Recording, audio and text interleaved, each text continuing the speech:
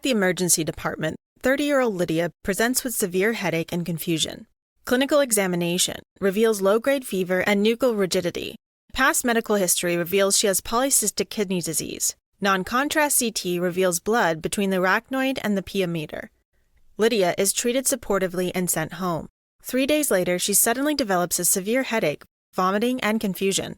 Later that day, 70-year-old Amanda presents with left-sided weakness and numbness, with her foot and leg more affected than her arm. She can speak fluently and understands everything being said to her. Past medical history includes hypertension, hyperlipidemia, and a myocardial infarction last year. Based on their presentation, the diagnosis is that both Lydia and Amanda had a cerebral vascular disease, most often referred to as a stroke. A stroke is when there's a sudden focal neurological deficit due to a part of the brain losing its blood supply. Now, to safeguard the brain from hypoxia, the brain has a dual circulation called the circle of Willis, divided into an anterior and posterior circulation. The anterior circulation starts in the neck, where the common carotid artery splits into the external and internal branches. The internal carotid passes through the carotid canal of the temporal bone of the skull and into the cranial cavity. Once inside, the internal carotid artery gives off branches. First are the middle cerebral arteries that supply the lateral portions of the frontal, parietal, and temporal lobes. It's also important to remember that the middle cerebral arteries supply the two language areas, Broca's and Wernicke's. From the initial segment of the middle cerebral arteries, small perforating arteries called lenticulostriate arteries arise to supply a part of the basal ganglia, called the striatum, which includes the caudate and putamen, as well as the internal capsule. And that's something you absolutely must remember for the exams. The internal carotid artery also gives rise to the anterior cerebral artery, which supplies the medial portion of the frontal and parietal lobes. The two anterior arteries connect with one another via a short blood vessel called the anterior communicating artery, forming the anterior portion of the circle of Willis. An important area, supplied by the anterior circulation, is the cortical homunculus, which is kind of a neurological map of the areas and proportions of the brain that are in charge of the motor and sensory functions for different parts of the body. The motor homunculus belongs to the frontal lobe, while the sensory homunculus is right behind it in the parietal lobe. Knowing the distribution of the cortical homunculus is important because the stroke will manifest as symptoms involving the body area that is controlled by the affected brain area, and this gives us a clue to where the stroke occurred. The cortical homunculus can be represented as a body lying on top of the brain like this, where each body part lies on top of its corresponding brain area. The toes are represented first, and then as one moves down, progressively higher parts of the body are represented, until the last part is the face. These representations on each side of the brain control the corresponding opposite side of the body. Now, the medial area of the homunculus, representing the lower body, is supplied by the anterior cerebral artery, while the lateral area representing the upper body and face is supplied by the middle cerebral artery. Moving on, the posterior circulation starts with the vertebral arteries, which head up through the transverse foramina of the cervical vertebra and then through the foramen magnum into the cranial cavity. The vertebral arteries send branches that form the anterior spinal artery, which supplies the medial medulla and the anterior portion of the spinal cord above the level of T8. Below that level, the spinal cord is supplied by the artery of Adamkiewicz, which is a branch of the aorta. In addition, the vertebral arteries give off the posterior inferior cerebellar artery, or PICA, which supplies the lateral medulla and part of the cerebellum. Then, at the base of the medulla, both vertebral arteries join into a single artery called the basilar artery. As the basilar artery ascends, it first gives off the anterior inferior cerebral artery, or AICA, which supplies the lateral pons and part of the cerebellum.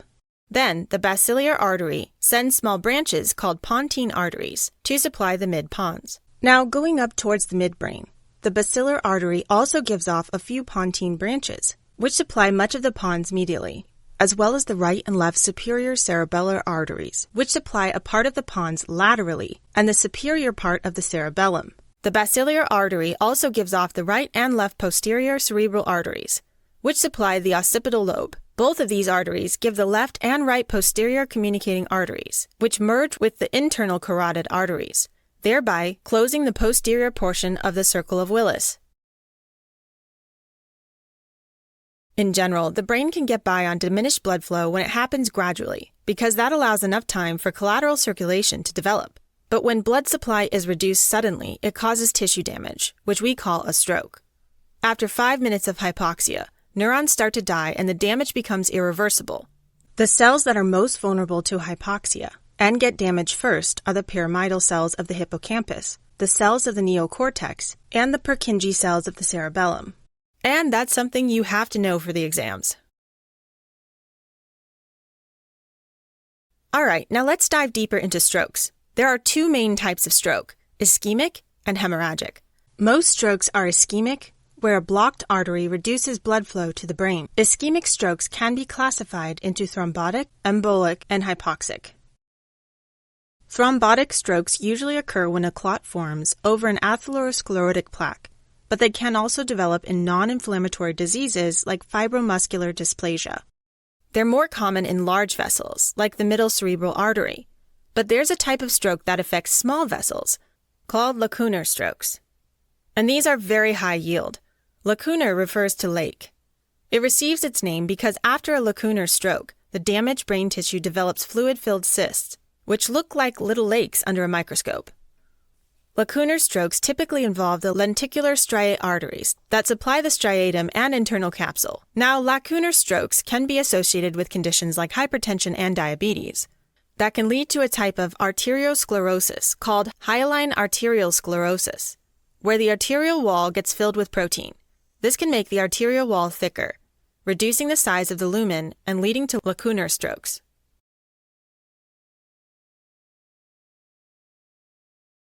Next, embolic strokes occur when a blood vessel is blocked by an embolus. If it arises from the heart, it's called cardioembolic, and that usually occurs in the setting of an atrial fibrillation, where blood pools in the atria and can become clotted. That clot can then travel up to the blood vessels, supplying the brain. Now, another cause of embolic stroke that gets frequently tested is infective endocarditis. Vegetations can detach from the infected valve to float through the bloodstream, and these are called septic emboli. Mind that septic emboli from the left side of the heart can lodge in the atrial circulation of the brain, causing a stroke, while right-sided ones usually lodge in the pulmonary circulation. More rarely, there might be a paradoxical embolus that dislodges from the right side and then slips through an atrial septal defect or patent foramen ovale. It enters the left atrium, and from there it can head off to the brain, causing a stroke. Now, an embolus can also dislodge from a thrombus or atherosclerotic plaque in the carotid arteries, and that results in a thromboembolic or atheroembolic stroke. Rarely, there might be a paradoxical embolus which dislodges from a thrombus in the veins, like a deep vein thrombosis, and then slips through an atrial septal defect or patent foramen ovale, enters the left atrium, and from there to the brain. Finally, there's hypoxic stroke, aka hypoxic ischemic encephalopathy, or global cerebral ischemia, which develops when there's systemic hypoperfusion or hypoxemia. This can occur in cardiovascular surgeries during cardiac arrest due to ischemia during birth and things like septic shock or drowning. In these cases, the pattern of injury is called a watershed infarct or watershed stroke, where healthy tissue continues to extract what it needs from the blood flowing by, leaving little or no oxygen and nutrients for the tissue furthest away, and as a result, the tissues that are the furthest downstream are affected the most. The furthest downstream tissues are the watershed areas, which are at the border of blood supply from 2 separate groups of cerebral arteries, making them more vulnerable to ischemia. There are 3 main watershed areas where watershed infarcts typically occur: between the anterior cerebral and the middle cerebral arteries, as well as between the posterior cerebral and the middle cerebral arteries, and between the external and internal branches of the middle cerebral arteries. Alright, now let's switch gears and talk about hemorrhagic strokes, in which a blood vessel bursts and bleeds out, creating a pool of blood that increases pressure in the skull and on nearby tissue and blood vessels. In addition, less oxygen-rich blood is flowing downstream to the cells that need it. Healthy tissue can die from both the direct pressure and the lack of oxygen within a few hours. Increased pressure within the skull can lead to brain herniation, which is when the brain moves across the structures in the skull. These structures include the falx cerebelli, which divides the two halves of the brain, the tentorium cerebelli, which divides the occipital lobes from the cerebellum, and the foramen magnum, which is the hole in the base of the skull where the spinal cord connects with the brain. A hemorrhagic stroke can be caused by either an intracerebral hemorrhage or a subarachnoid hemorrhage. Intracerebral hemorrhage is when the bleeding occurs within the brain and is usually caused by hypertension, which can cause microaneurysms, or Charcot-Bouchard aneurysms. These are so small that they are not visible with angiography. Charcot-Bouchard aneurysms are most likely found on small arteries that supply deep gray matter structures. So, intracerebral hemorrhage due to hypertension usually occurs in the basal ganglia, which is supplied by the lenticulostriate arteries, especially in the putamen, but it can also occur in other deep gray matter structures, like the thalamus, pons, or cerebellum. Another cause of intracerebral hemorrhage is degenerative disease like cerebral amyloid angiopathy, in which abnormal amyloid proteins deposit in the walls of small to medium-sized blood vessels in the brain. This weakens the structure of the vessel walls and makes them prone to recurrent hemorrhage. Cerebral amyloid angiopathy usually manifests in the elderly with multiple asymptomatic microbleeds, restricted to the cerebral cortex or superficial cerebellar regions.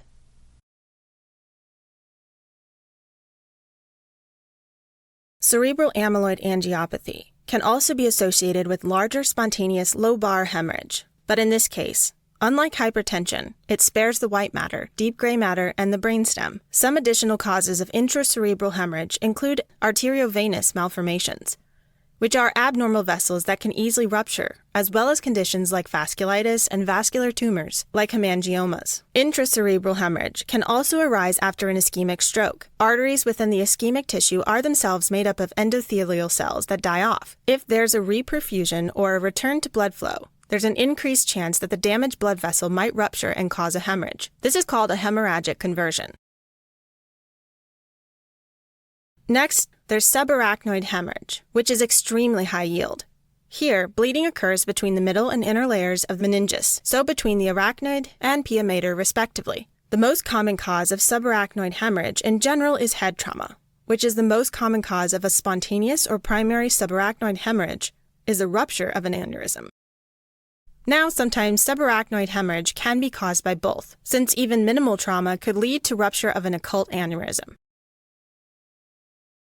Most cerebral aneurysms arise in the anterior half of the circle of Willis, typically in bifurcations, most often between the anterior communicating artery and the anterior cerebral artery. For the test, you have to know that the most common aneurysms in the brain are saccular cerebral aneurysms, aka Berry aneurysms, which have a characteristic rounded shape on one side of the artery. Some genetic disorders can predispose individuals to having saccular aneurysms, such as autosomal dominant polycystic kidney disease, or ADPKD, Marfan syndrome, and Ehlers-Danlos syndrome, and that's a fact that gets frequently tested on the exams. Other risk factors include advanced age, smoking, and being of African descent. For the test, also remember that a less frequent cause of spontaneous subarachnoid hemorrhage is an arterial venous malformation. Normally, arteries and veins are connected by small leaky blood vessels called capillaries. But in arterial venous malformations, they are replaced with abnormally formed tangled blood vessels, characterized by at least one direct connection between the artery and vein. Over time, these abnormal vessels can dilate, and since veins aren't used to dealing with high arterial pressures, they can rupture, causing a subarachnoid hemorrhage. Subarachnoid hemorrhage has specific symptoms that you must absolutely know for the exams. Most cases present an excruciating headache of acute onset known as thunderclap headaches that are described as the worst headache of my life. There can also be nuchal rigidity, caused by blood irritating the meninges. Occasionally, people can develop seizures, fever, and symptoms of increased intracranial pressure like vomiting, vision changes, and confusion. Now, regardless of the type of stroke, the region of the brain that's affected typically corresponds to a specific focal neurological deficit. For the exams, it's important to know some very high-yield presentations. Let's start with strokes of the anterior circulation. An anterior cerebral artery stroke affects the cortical homunculus for the feet and legs, causing contralateral paralysis and sensory loss. Urinary incontinence is also uncommon. Whereas the middle cerebral artery stroke affects the cortical homunculus for the hands, arms, and face, causing contralateral paralysis and sensory loss of the hands, arms, and face. In addition, if it involves the dominant hemisphere, which is usually the left, it can affect the language centers, so Broca's and Wernicke's area. If the Broca area is affected, there's expressive aphasia, meaning that speaking is impaired while comprehension remains intact. On the other hand, if the Wernicke's area is defective, there's receptive aphasia, which means that you can speak fluently, but comprehension is impaired. Now, if the stroke affects the non-dominant hemisphere, which is usually the right, it can lead to hemineglect, where you become unaware of one side of your body. Alright, now strokes of the posterior circulation are a bit more tricky, because there are a lot of different structures that can be affected. A posterior cerebral artery stroke leads to homonymous hemianopsia, which is a loss of vision in either the left or right halves of the visual fields of both eyes. The vision is lost in halves that are the contralateral to the posterior cerebral artery that is affected. Although there is a partial loss of vision, macular function is spared, meaning that central vision is still sharp and detailed. This is because the part of the occipital lobe in charge of the macula gets blood from both the posterior cerebral artery as well as the middle cerebral artery. Now, if the dominant hemisphere is affected, a syndrome called alexia without agraphia can develop. So, in alexia without agraphia, the individual cannot read, but they can write.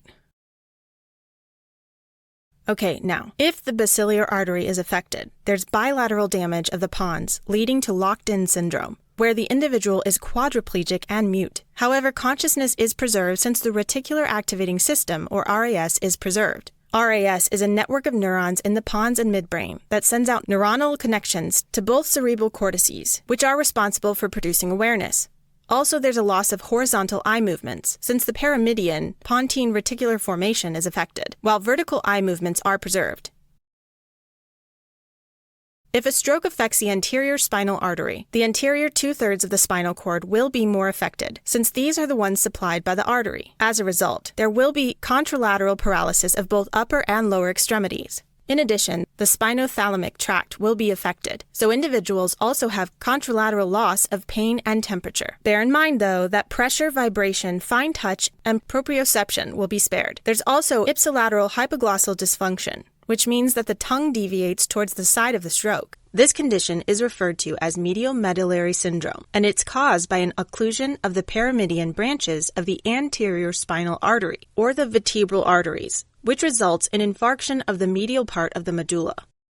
Now, individuals with a stroke of the pica develop lateral medullary syndrome, also known as Wallenberg syndrome, in which there's an infarction of the lateral part of the medulla. Wallenberg syndrome is characterized by dysphagia, hoarseness, and decreased gag reflex. Individuals can also have hiccups, vomiting, vertigo or dizziness, irregular eye movements, or nystagmus. On the same side of the face as the stroke, they can also have decreased sensation of pain and temperature, as well as Horner syndrome, which includes symptoms of miosis or constricted pupil, ptosis or droopy eyelid, and anhidrosis, or failure to sweat. Now, on the same side of the body as the stroke, they can have an unsteady gait or ataxia and dysmetria, or inability to coordinate movements. Moving on, occlusion of the paramedian branches of the basilar artery leads to medial pontine syndrome, in which there's complete weakness of the muscles of facial expression on the side of the stroke, as well as alteration of taste from the anterior two-thirds of the tongue, loss of lacrimation with red and dry eyes, and loss of the corneal reflex. More extensive lesions may present lateral gaze paralysis, in which both eyes are forcefully directed to the opposite side of the stroke. There's also loss of pain and temperature sensation from the same side of the face as the lesion, but from the contralateral side of the body, as well as contralateral spastic hemiparesis of both limbs. Finally, a stroke that affects the AICA, or the superior cerebellar artery, leads to lateral pontine syndrome, in which there's facial paralysis with decreased lacrimation, salivation, and taste from the anterior two-thirds of the tongue. There's also loss of pain and temperature sensation, from the same side of the face as the lesion, but from the contralateral side of the body. There are also cerebellar symptoms like vomiting, vertigo, nystagmus, ataxia, and dysmetria, as well as Horner syndrome, on the same side of the face as the lesion. Alright, now let's discuss some other high-yield findings that can help us determine the location of a stroke.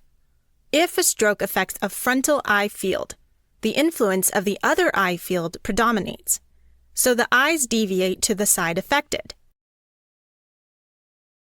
As for the parietal cortex, two different syndromes can develop depending on which side is affected. If the dominant hemisphere is affected, Gerstmann syndrome develops, which is characterized by a tetrad of symptoms, including left and right disorientation or confusion, agraphia or inability to write, acalcula or inability to do simple calculations, and finger agnosia, which means that an individual cannot distinguish their own or another individual's fingers. On the other hand, if the non-dominant hemisphere is affected, there's hemispatial neglect syndrome, which is characterized by agnosia, or reduced awareness of the contralateral side of space. There are a few conditions that can mimic a stroke, including complicated migraine, seizures, and brain tumors. A quick history can help distinguish them. Usually, the symptoms of stroke occur suddenly and progressively worsen over minutes to hours. Patients with complicated migraine will present with preceding aura, usually a strange light or smell, headache, and they'll have a history of these events. Patients with generalized seizures usually have a postical period, which may include weakness of one side of the body, which can mimic a stroke. This is referred to as Todd's paralysis. Patients with brain tumors will often have a gradual progression of symptoms and can also have seizures. Next, a non-contrast CT scan is the imaging of choice for diagnosis. This has to be done before any treatment is given, and that's also something you have to remember for the test. Contrast should be avoided to prevent mistaking contrast for blood. Blood on the CT shows up as white or hyperdense and includes a hemorrhagic stroke. The absence of blood indicates an ischemic stroke. An MRI takes longer to perform, but it's more sensitive than CT. MRI images can detect a stroke that occurred within 3 to 30 minutes, while a CT scan can detect a stroke that occurred only after 6 to 24 hours.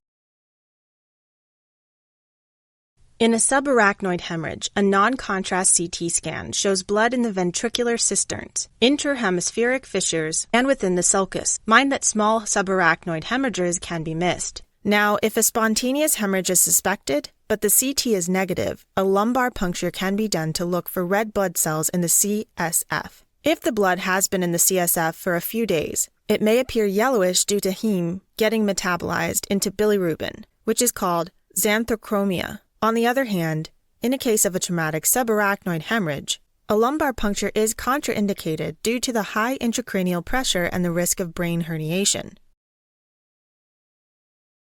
Now, if the stroke symptoms resolve on their own over the course of minutes to hours, then it's considered a transient ischemic attack, or TIA, which is defined as a brief episode of neurological dysfunction caused by loss of blood flow and ischemia in the brain, spinal cord, or retina, but without cellular death or infarction, so the effects are reversible once the episode is over.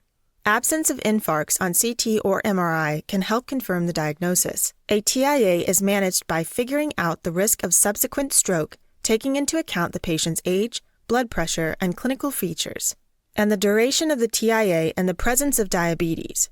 If the individual has a high risk, hospitalization and monitoring for 1 day is required. Alright, so a brain autopsy is not needed for diagnosis, but it would show specific microscopic and macroscopic changes that are very high yield. Under a microscope, the first changes appear after 12 to 24 hours, although irreversible damage actually begins after 5 minutes of hypoxia. The neurons appear red with eosinophilic cytoplasms, loss of Nissl substance, which is a large granular body normally found inside neurons, and pycnotic nuclei. Red neurons are indicative of irreversible damage. Then at 24 to 72 hours, there's necrosis and neutrophilic infiltration. Now at days 3 to 5, there's infiltration from the macrophages of the brain, called microglial cells, which phagocytize damaged neurons. But after 1 to 2 weeks, reactive astrocytes come to the site in a process called astrocytosis or gliosis, since astrocytes are a subtype of glial cells. Now, capillaries also start to form around the necrotic area. After 2 weeks, scar tissue has been formed to fill the empty space. Okay, now macroscopically, after 1 week to 1 month, there's liquefactive necrosis. And that occurs when the microglial cells that contain hydrolytic enzymes completely digest the dead cells into a soft, creamy substance full of dead immune cells, like a cream-filled donut. They're basically liquefying the dead brain tissue, and that's why it's called liquefactive necrosis. After approximately 1 month, the brain tissue is replaced by a cystic cavity that's surrounded by the glial scar. Now, the treatment for a stroke depends on what type it is. In ischemic stroke, the treatment of choice is thrombolysis with recumbent tissue plasminogen activator, or RTPA, which must be given within 4.5 hours of symptom onset. After this time frame, blood vessels might become too fragile and damaged, so giving RTPA can lead to a hemorrhagic stroke. Also, RTPA shouldn't be used when an individual has an increased risk of hemorrhage, such as having a prolonged PT or PTT, getting heparin in the last 48 hours, gastrointestinal hemorrhage in the past 21 days, or history of head trauma within the past 3 months. Now, if RTPA is unsuccessful or if the stroke is severe, thrombectomy can be done. That's a surgical procedure where a wire is pushed through the artery to physically remove the clot. Medical treatment of an intracerebral hemorrhage includes medications to control hypertension and relieve intracranial pressure. In terms of surgery, a craniotomy is often helpful at relieving intracranial pressure when there's a bleed near the surface of the skull. In a craniotomy, part of the skull bone is removed to drain any accumulated blood and relieve pressure. Alternatively, if there's a bleed that's located deep in the brain tissue, stereotactic aspiration can be done to aspirate off blood and relieve intracranial pressure. Stereotactic aspiration is done under a CT scanner to help guide a needle to the exact spot where blood needs to be drained. In a hemorrhagic stroke, anticoagulants and thrombolytics aren't given because they can worsen the bleeding. Now, subarachnoid hemorrhage is a life-threatening condition. Initial management involves general measures to stabilize the person by giving intravenous fluids, ensuring a secure airway, normalizing cardiovascular function and blood pressure control, as well as bed rest, analgesia, venous thromboembolism prophylaxis, and discontinuation of antithrombotics. If the patient survives, subarachnoid hemorrhage can cause a few very high-yield complications. First, rebleeding is very frequent and the most dangerous complication of subarachnoid hemorrhage. So, the only effective preventive treatment of subarachnoid hemorrhage is prompt surgery, like aneurysm repair with surgical clipping or endovascular coiling. Another very high-yield complication that can occur about 2 days to 2 weeks after a subarachnoid hemorrhage is post-traumatic vagospasm in blood vessels that get irritated by the hemorrhage. To prevent it, individuals are given a specific calcium channel blocker called nimatopene, which relaxes the cerebral vascular smooth muscle. Alright, now after a stroke has occurred, there is an elevated risk of having additional strokes, so it's important to minimize risk factors. The main way to do this is to quit smoking, have a healthy diet, and exercise regularly, as well as maintain a normal blood pressure, normal LDL cholesterol levels, and control other diseases like diabetes, atrial fibrillation, and carotid artery stenosis. To further reduce the risk of ischemic strokes, antiplatelet medications such as aspirin or clopidogrel are given. For hemorrhagic strokes, an MRI or CT angiography is usually done 4 to 8 weeks later, because at that point the blood has been mostly reabsorbed, and it's possible to see underlying vascular malformations or evidence of a brain tumor. Alright, as a quick recap, a stroke occurs when a part of the brain loses its blood supply. There are 2 major types of strokes, ischemic and hemorrhagic. Ischemic strokes, which represent the majority of strokes, can be either thrombotic, embolotic, or hypoxic. Hemorrhagic strokes include intracerebral hemorrhage and subarachnoid hemorrhage, Diagnosis of a stroke is primarily based on clinical presentation and imaging tests, such as CT of the brain. Okay, back to our cases. Lydia presented with subarachnoid hemorrhage that probably resulted from the rupture of a saccular aneurysm due to ADPKD. The most effective treatment would be to repair the aneurysm, but Lydia was treated only supportively, and so a few days later she developed rebleeding. Now, Amanda had symptoms characteristic of a stroke. She also had an increased risk for stroke due to atherosclerosis, hypertension, and hyperlipidemia. Hemiparesis with more involvement of the leg than the arm points to occlusion of the anterior cerebral artery. Non-contrast CT should be done to exclude hemorrhage before any treatment is given.